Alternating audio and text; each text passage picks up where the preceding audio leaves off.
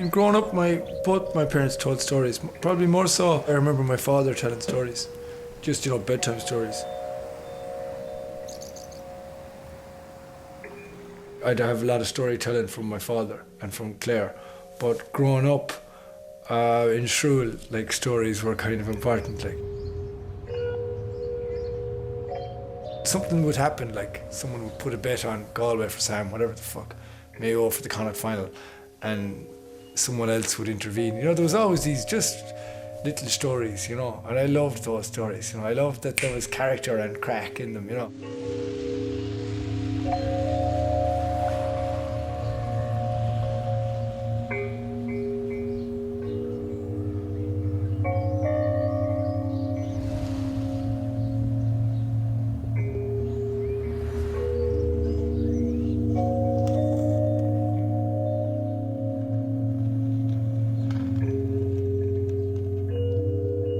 Fucking nobody fits in the world, and I've never fitted in anyway.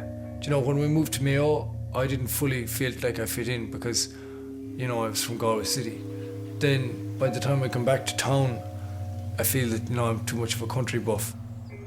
Sometimes I don't fit in Ireland because, you don't drink. What the fuck could you be doing in the west of Ireland, at my age? If you don't drink, you need to be out somewhere else. So I kind of feel at home in Australia, but then you're a bit of an alien over there as well, I get in on performing visas and cultural visas and holiday visas.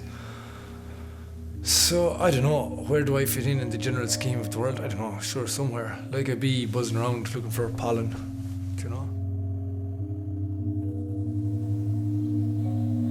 Whenever I'm home, it's brilliant and all that for a while, but I do get claustrophobic and I start to get a bit depressed. Sometimes when I'm really down, I listen to this. Oh, class. Oh, hang on. Get something mighty. Oh wait, there's a classic coming up. My good Tubular Bell's not in its case. Worrying. This record is Pumpkinhead. And I don't know if the year is on it. I think it's something like 76. I suppose there's a mixture here of traditional and kind of, there's obviously the rock and roll collection I inherited from my uncles. And then from my father, I suppose I inherited a lot of traditional stuff. And I've always picked up stuff like that. Wedding dress, better be in your wedding dress. Hey!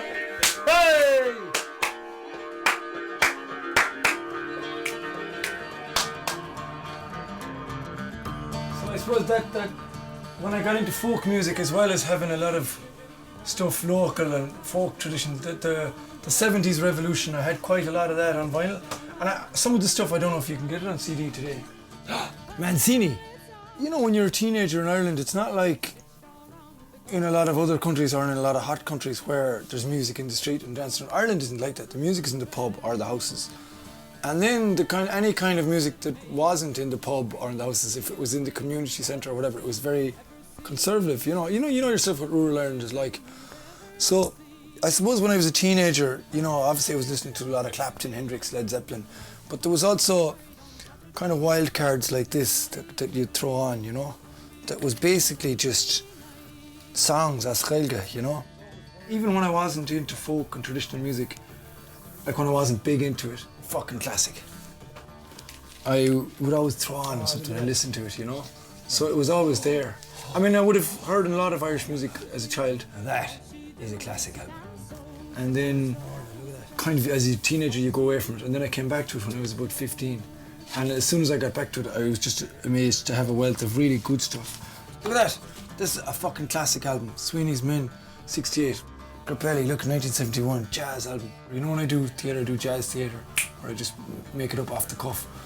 Playing jazz is a bit like that. Stop laughing, mammy. Then I was playing like this.